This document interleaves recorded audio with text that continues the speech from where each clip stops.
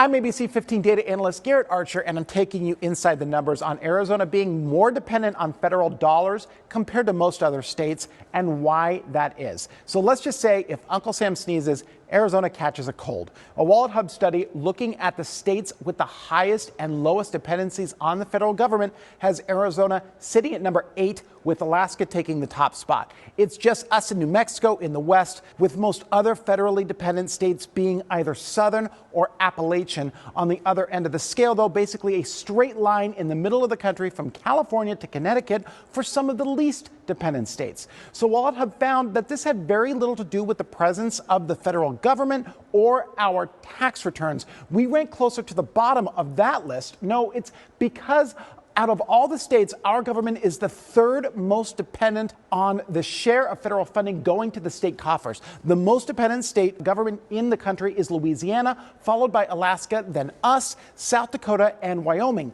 The least dependent state governments are North Dakota, Hawaii, Virginia, California, and Utah. And there was one reason Arizona is so dependent on federal dollars: Medicaid. The feds pay a whopping 78% of our Medicaid bill, the highest share in the nation. But when you combine all the states, Uncle Sam does pick up nearly 70% of the bill, so it's not that far off. To give you an idea of a state on the lower end, federal funds pay for about 54% of Florida's Medicaid bill. But the share of money going to income security there is more than double compared to where it is here.